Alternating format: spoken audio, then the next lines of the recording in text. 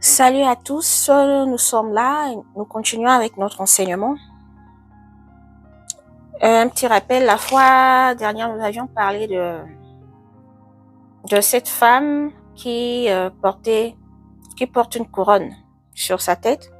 Cette couronne avec 12 étoiles, nous avions parlé du dragon et de l'enfant que cette femme portait, ok? Cette femme qui devait accoucher. Nous avions lu cela dans le livre d'Apocalypse. Apocalypse, chapitre 12, du 1er au 5e verset. Et nous avions aussi parlé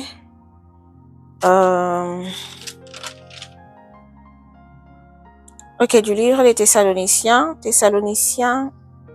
1 Thessaloniciens, chapitre 5, du 1er au 11e verset. Et nous allons continuer dans ce livre puisque nous n'avions pas fini. Nous n'avions pas fini avec l'explication ou le discernement des révélations cachées dans ces passages. Alors, sans plus tarder, nous allons commencer. Nous allons lire les Écritures ensemble. Bien. Avant de continuer, j'aimerais faire marche arrière très rapidement. Ici, nous sommes dans le livre du prophète Ésaïe. Ésaïe, chapitre 26. Vous vous rappelez, nous avions lu ces passages, si pas dans la vidéo précédente, je pense dans celle qui vient avant celle-là, avant la dernière. Alors ici, nous avions parlé de cette prière que le prophète Ésaïe avait fait pour la nation d'Israël. Ok, dans sa prière, il reconnaissait leurs fautes, les fautes commises par cette nation. Dans sa prière, en fait, c'était comme une supplication, ok? Il montrait à Dieu, il lui faisait savoir leurs fautes, leur reconnaissance d'avoir été désobéissants, égarés, endurcis, et que la nation reconnaissait en fait leurs péchés. Mais aujourd'hui, j'aimerais bien lire, ok, jusqu'au 19e, puisque nous puissions avoir plus de révélations, ok, sur ces contextes, parce que vous savez, lorsque vous lisez la Bible, hein, vous lisez, vous méditez, il y a des révélations qui viennent, il y a des révélations qui surgissent lorsque vous répétez, ok, vous aviez par exemple lu un livre, soit un passage dans la Bible et que vous y revenez et pour continuer la lecture, vous verrez que vous aurez plus de révélations, vous aurez plus de connaissances. Le Saint-Esprit vous ouvrira l'intelligence de comprendre plus. Alors la suite dit, nous avons conçu, nous avons éprouvé des douleurs, et quand nous enfantons, ce n'est que du vent.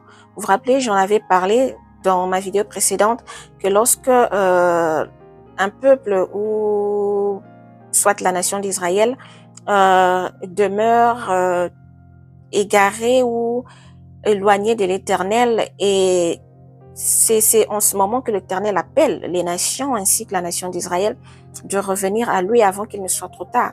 Alors ce n'est qu'après l'enlèvement que plusieurs nations prendront conscience, mais il sera trop tard parce que l'enlèvement aura déjà eu lieu et ces nations devront maintenant traverser, c'est ce que nous appelons la grande tribulation. Alors ici, les Écritures nous montrent comment la nation d'Israël prendra conscience plus tard et ces douleurs d'enfantement dont nous parlons, donc elle sera obligée d'éprouver ces douleurs. Et lorsqu'elle enfantera son enfant, elle n'enfantera que du vent, c'est-à-dire qu'elle enfante un enfant, pas un enfant mais du vent, c'est-à-dire qu'elle enfante plus de problèmes, elle enfante rien en fait, puisque cette grossesse aurait pu donner naissance à un enfant si cette nation avait été obéissant, vous voyez, obéissant à l'Éternel, si cette nation avait pris conscience tôt. Alors, la parole dit, le pays n'est pas sauvé. Donc, c'est-à-dire que l'enlèvement est fait Et la nation n'est pas sauvée. Elle n'a pas pu saisir l'opportunité. Et ses habitants ne sont pas venus à la vie. Et puis la suite dit que tes morts revivent. Alors ici, vous voyez déjà, ça change de séquence. C'est-à-dire que ici, il y a maintenant une promesse de vie qui viendra après avoir traversé ces moments de grande tribulation. La suite dit que tes morts revivent, que mes cadavres se relèvent. Réveillez-vous et tressaillissez de joie, habitants de la poussière, car ta rosée est une rosée vivante. Et la terre redonnera le jour aux morts. Donc, c'est cette rosée, nous en avions parlé plusieurs fois dans le livre d'Osée. J'en avais parlé. Ici, j'en ai donné plus de révélations, d'explications. Si vous pouvez y retourner, vous verrez. Alors, quand la parole dit ici que tes morts revivent, dans la vidéo précédente, j'avais parlé du livre d'Osée au chapitre 13. J'avais dit, bien, nous sommes là, Osée. Nous sommes dans le livre de Osée, c'est là. Osée, nous sommes dans le chapitre 13. Nous avions lu à partir du 13e verset, où les Écritures disent « Les douleurs de celles qui enfantent viendront pour lui. » Ok? C'est un enfant peu sage, qui, au terme voulu, ne sort pas du sein maternel. Vous voyez? Donc, l'enfant ne sort pas au terme voulu par Dieu. Et cette femme qui porte cet enfant, qui enfante cet enfant, elle va enfanter que du vent. Donc, l'enfant ne va pas sortir. Donc, elle va continuer avec sa douleur. Vous voyez un peu? Elle va continuer à subir. Elle va continuer à expérimenter cette douleur. Parce que l'enfant n'a pas voulu sortir au moment que l'Éternel a voulu. Voyez-vous? Alors, et les Écritures, la suite dit, je les rachèterai de la puissance du séjour de mort. Alors, c'est là où je reviens. La puissance du séjour de mort. Nous avions lu dans le livre d'Apocalypse, chapitre 12, l'histoire de cette femme, du dragon et de l'enfant. Là-bas, les Écritures nous disent que cette femme a enfanté, ok, cet enfant qui doit paître les nations avec une verge de fer. Alors, cet enfant que cette femme enfante là-bas, là, il s'agit de l'enlèvement. Alors, elle enfante l'enfant,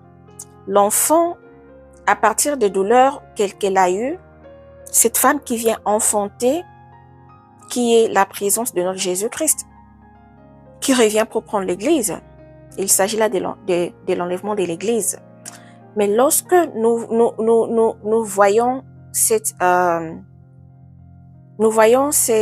situation ou cette histoire dans une autre version, si je peux dire comme ça, ou s'il faut discerner cela par rapport à ce que nous venons de lire dans le livre de Ésaïe, là-bas, on nous montre l'aspect, un autre aspect de cette femme qui veut représenter une nation, ok, soit la nation d'Israël ou n'importe quelle nation de la terre qui ne saura pas saisir l'opportunité de l'enlèvement.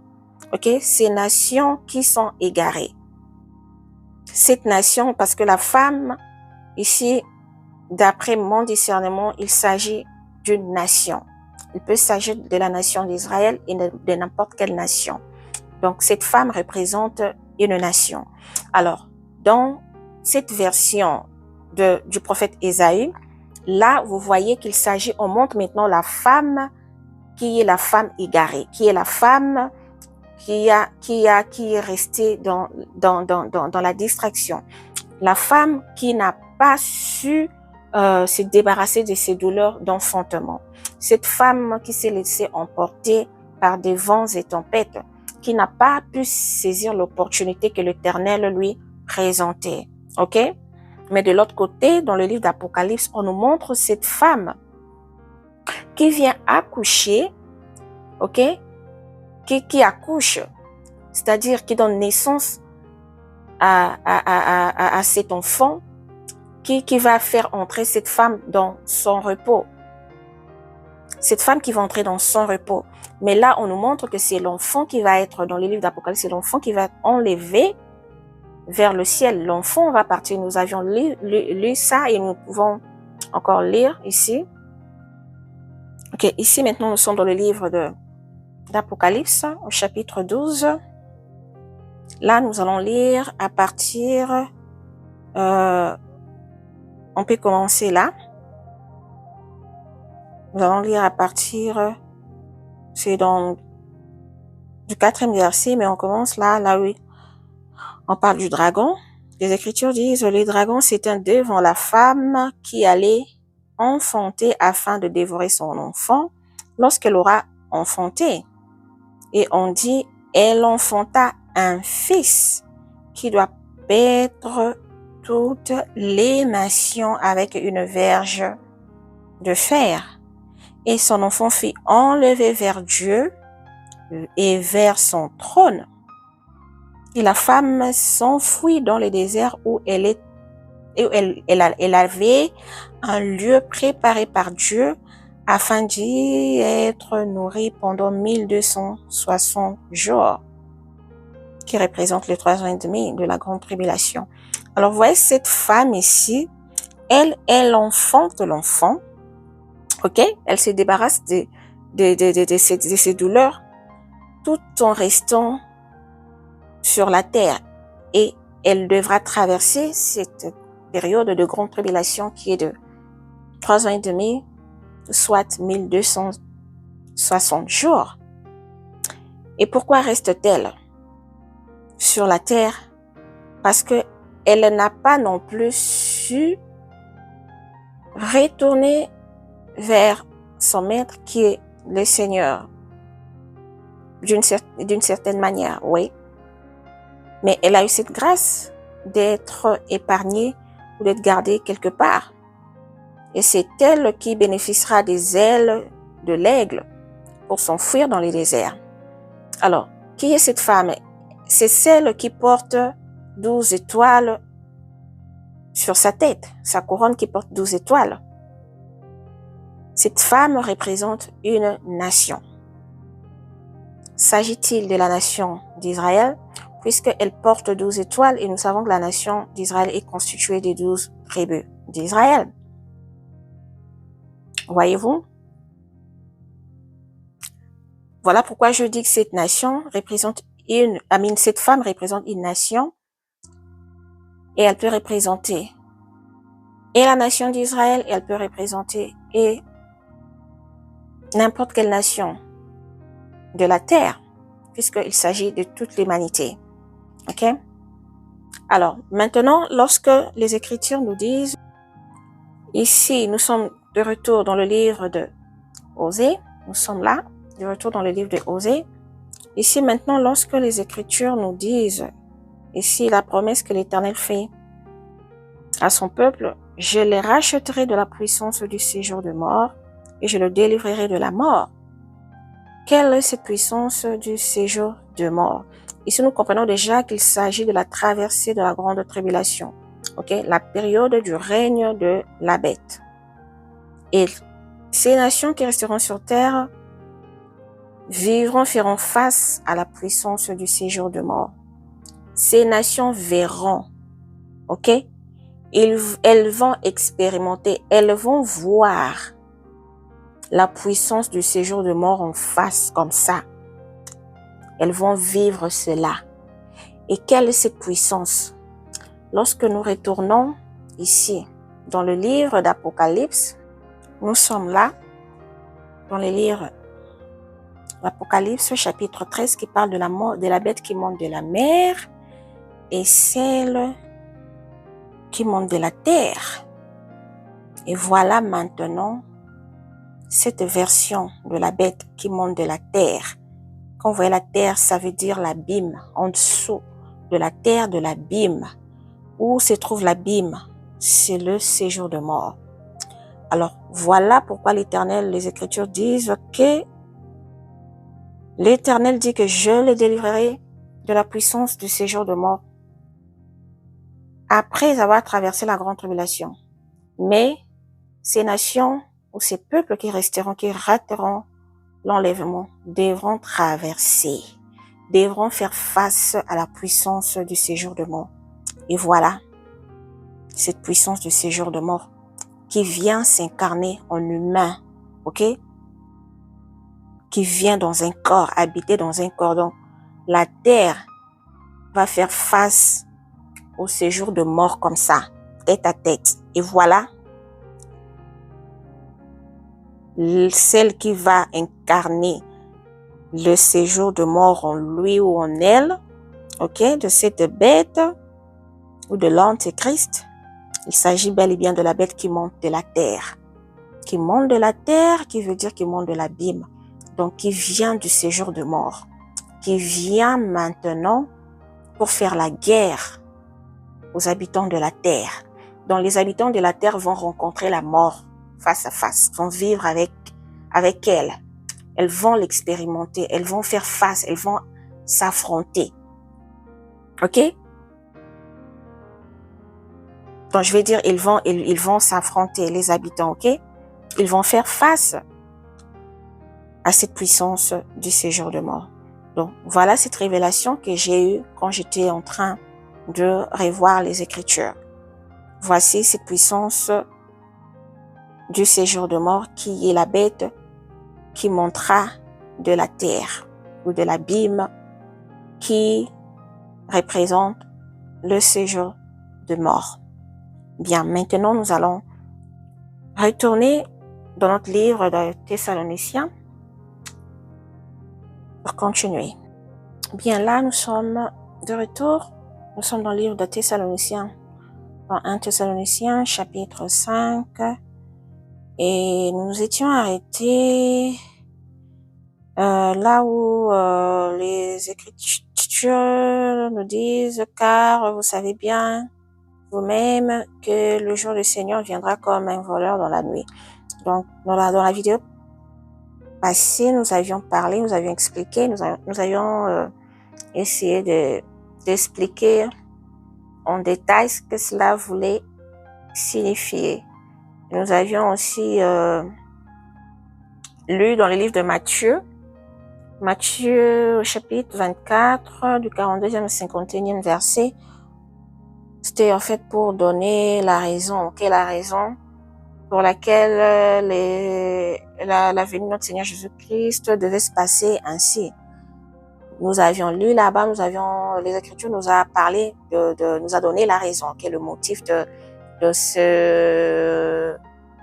venue, de ce retour de notre Seigneur, de ce retour imprévisible, hein, si je peux dire comme ça.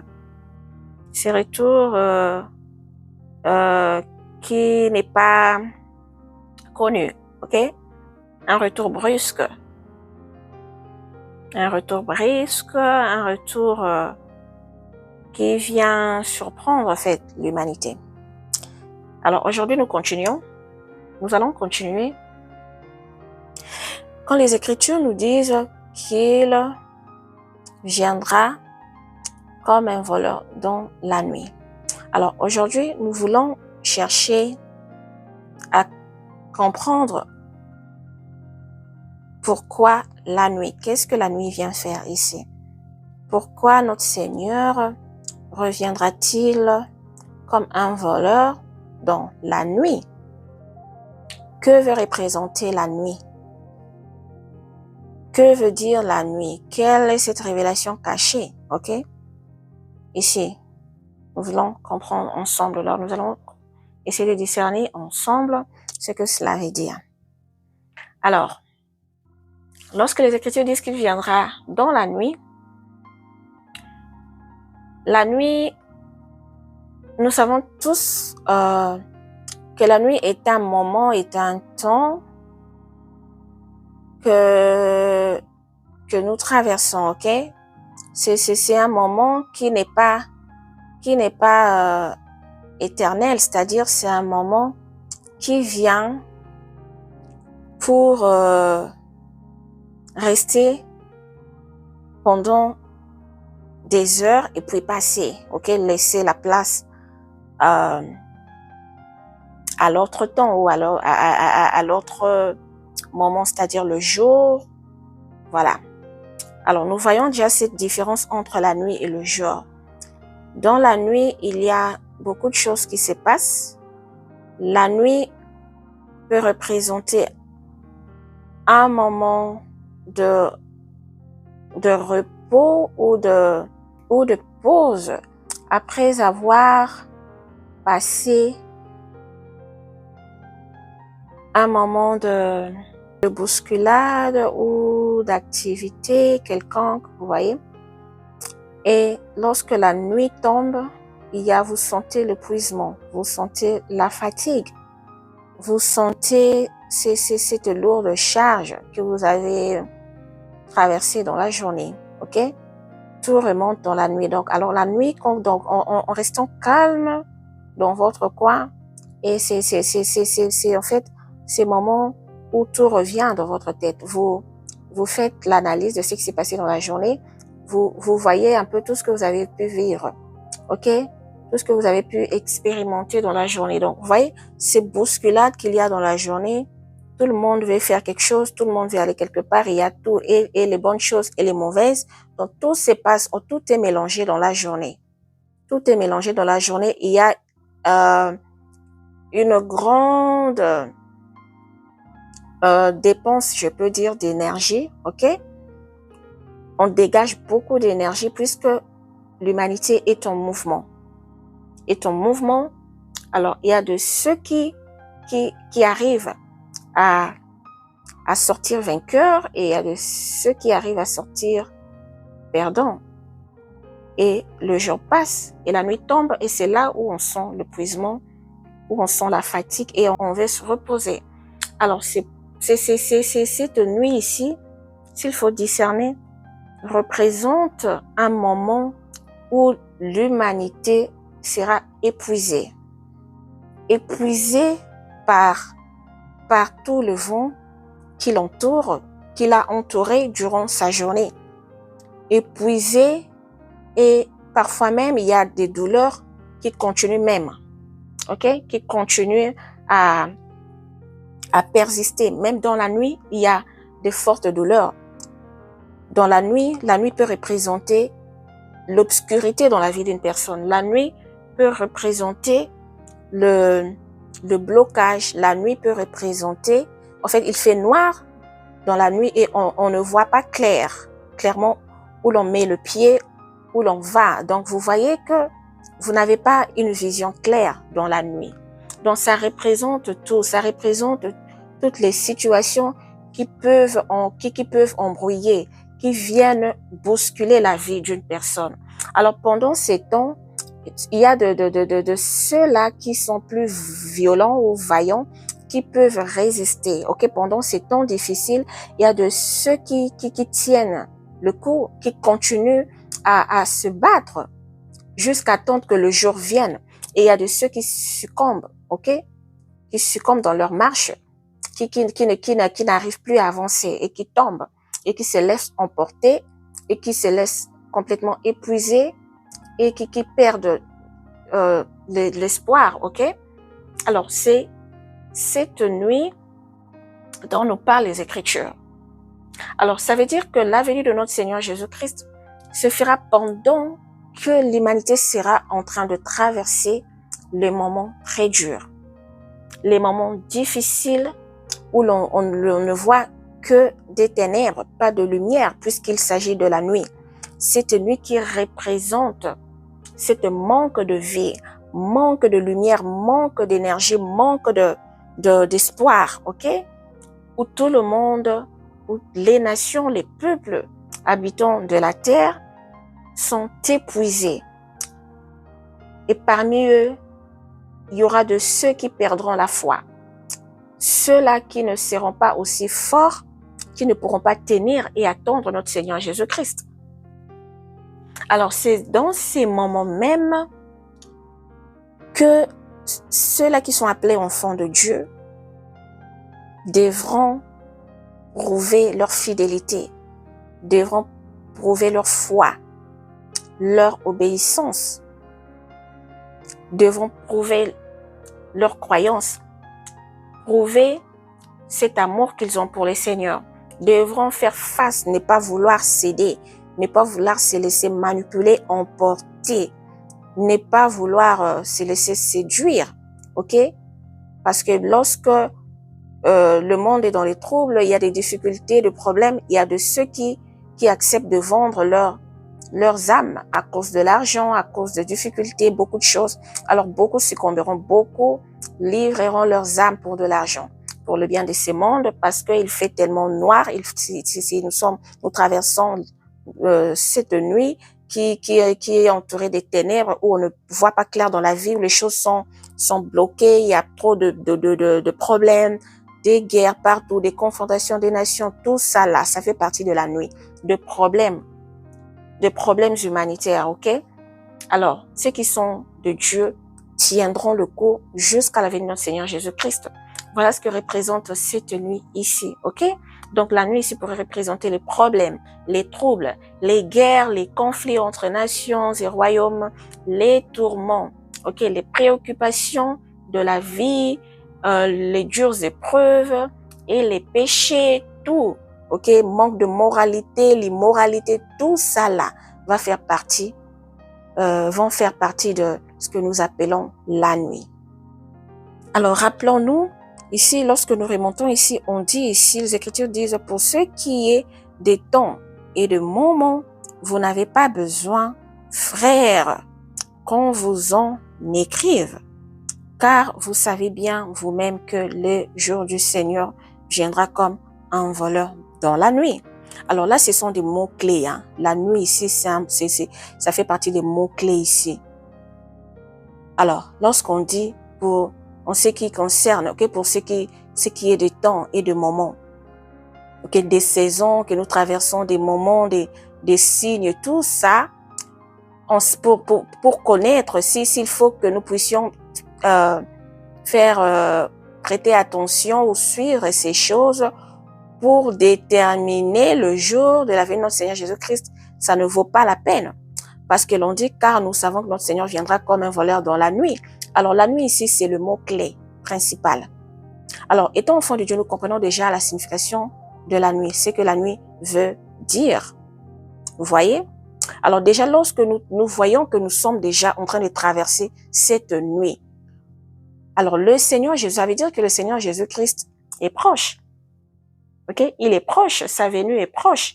Donc, si je viens d'expliquer, de donner quelques exemples ou énumérer quelques points qui représentent cette nuit.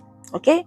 Alors, puisque les Écritures nous disent ici que nous n'avons pas besoin de nous tracasser pour ce qui est des temps et des moments, car la nuit pour nous est une alerte qui nous signale la venue de notre Seigneur Jésus-Christ. Vous voyez un peu? Donc, voilà ce que je peux dire par rapport à ça. Donc, ce que nous avons à faire, c'est de rester éveillés, de ne pas nous endormir, de ne pas nous laisser emporter tous dans ces vents qui viennent sur la terre. Ok, cette période de la nuit que nous traversons déjà, qui commence déjà et qui va s'empirer dans les jours à venir. Bien, la suite dit, quand les hommes diront paix et sûreté, alors une ruine soudaine les surprendra, comme les douleurs de l'enfantement surprennent la femme enceinte et ils n'échapperont point.